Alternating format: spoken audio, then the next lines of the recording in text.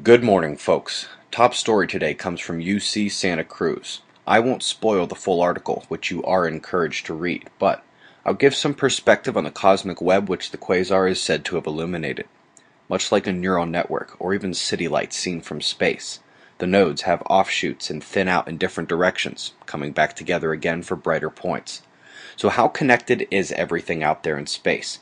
Well, that's a long story, but we highly suggest you start by Googling magnetic portals connect Earth and Sun, add in 2008, and cite nasa.gov to just pull up their articles. Flux tubes, plasma and charged particle connections not only connect the Earth, but all planets to the Sun. It's only a matter of time before NASA discovers the moon connections to the planets, planets to each other, and our star to other stars, and the galaxy. They've already found that galaxies are connected in that cosmic web. Coming to weather. As predicted, Storm June indeed weakened before making landfall in New Zealand, but has arrived with her sister still stomping around northwestern Australia. Website members recall the storm-induced electroquake discussions from Fly on the Wall this past weekend as the top quake of this weekend hits from the southwest Pacific. It's come next to Europe. While you can easily see a power low off the west coast in the North Atlantic, there are secondary flows and storm lines within the larger and harder to discern low-pressure cell. It did elongate somewhat since yesterday, squeezed some of the effects. Significant extreme weather reports out of the UK, flooding reported in France, landslides in Italy could have been from rain or from all the earthquakes hitting this area over the last 24 hours as the storm goes by.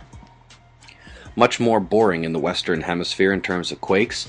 Always fun to find quarry blasts on the USGS site though, 2 man-made rumbles on the list yesterday. As often happens with the US, the original wind map does a better job showing the convergence. It's going to be rain in the south, but combination will cause snow to come down north of the initial convergence. Good to see the dip shifting north and bringing warmer temperatures back a bit. Notice the lows still stuck out in the northeast Pacific. Same story on the coastlines here for days and days. Solar wind is calming, but showing some signs of mixed streams and potential south-pointing plasma as a significant percentage of the receipt. We don't have major instability, but we'll watch with more baby jolts to the smooth curves on the sensitive metrics. Colored dots are those magnetic portals we saw earlier. Blue is Earth. They only give us Mercury through Mars. Now I need to correct a mistake.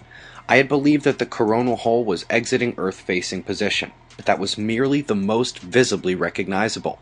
The positive field opening is far more significant, which I showed in yesterday's news, but didn't notice myself. Of course, as the primary quake factor, it appears to be more effective than the previous negative one. It is opening further here today.